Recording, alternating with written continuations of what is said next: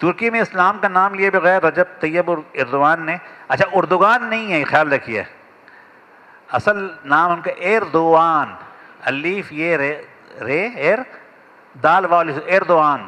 کیا انتخاب جیتنے کے لیے اسلام کا نام نہ لیا جائے؟ پہلے ترکی کو ترکی بنانا پڑے گا، ایک مصطفیٰ کمال پاشا لانا پڑے گا یہاں پر جو اسلام پر پابندی لگا دے، قرآن عربی میں چھاپنے پر پابندی لگا دے، اور مسجد کے باہر شلوار قمیض پہننے پر پابندی لگا دے، داڑھی رکھنے پر پابندی لگا دے، برقعے پر پابندی لگا دے، کتوں کے نام رکھے صحابہ کے نام پر، شراب کو قوم مشروع قرار دے دے، اور ایک جابرانہ حکومت قائم کر کے دیندار لوگوں کو جہاز پر بٹھائے کہ مکہ بھیج رہے ہیں آپ کو، اور جب پہنچے بحر روم میں تو اسے تارپیڈو کے ذریعے سے ڈبو دے۔ یہ ایک پہلے کرنا پڑے گا، اس کے بعد 2 نسلیں گزریں گی، 3 نسلیں، تو انشاءاللہ پھر آپ کا اردوان آ جائے گا۔ تیار ہیں اس کے لیے آپ؟ ہر ملک کے حالات الگ ہوتے ہیں۔ ترکی کبھی غلام نہیں رہا، ان میں غلامی کی کوئی خوب نہیں ہے، اس لیے منافقت نہیں ہوتی ان کے یہاں۔ جو آدمی اسلام پر قائل نہیں ہے اسلام کا، اس کی زندگی مکمل غیر اسلامی ہے۔ جب مصطفیٰ کمال کا انتقال ہوا تو اب سوال پیدا ہوا کہ تدفین کیسے کی جائے، جنازہ کون پڑھائے، کیسے پڑھایا جائے، بحث چل رہی تھی۔ تو ان کے جو نائب صدر تھے، جو بعد میں صدر بنے، انہوں نے کہا کہ مصطفیٰ کمال کا نماز جنازہ پڑھانے کا مطلب مصطفیٰ کمال کی نظریات کی شکست ہے۔ چنانچہ بغیر نماز جنازہ کے تدفین ہوئی۔ ہم مزار پہ گئے، انقرہ قائدم کا مزار سے بڑا زیادہ شاندار ہے، تو پہلے تو میں سمجھا کہ شاید فرعونوں کے زمانے کی کوئی تعمیرات ہیں، وہی اسٹائل تھا۔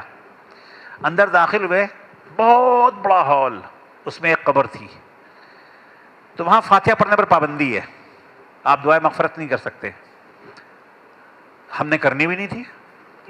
جس آدمی کو خود نہیں چیز چاہیے، میں کیوں دعا کروں کہ اللہ میں جنت بھیج جائے، جو جانے نہیں چاہتا۔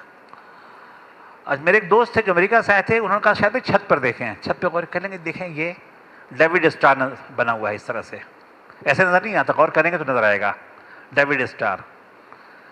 تو وہاں جو ہے اچھا کوئی رش نہیں تھا، اکا دکا ہی لوگ تھے، تو ان کی نماز جنازہ نہیں ہوئی کیونکہ اس سے ان کے نظریات کو شکست ہوتی۔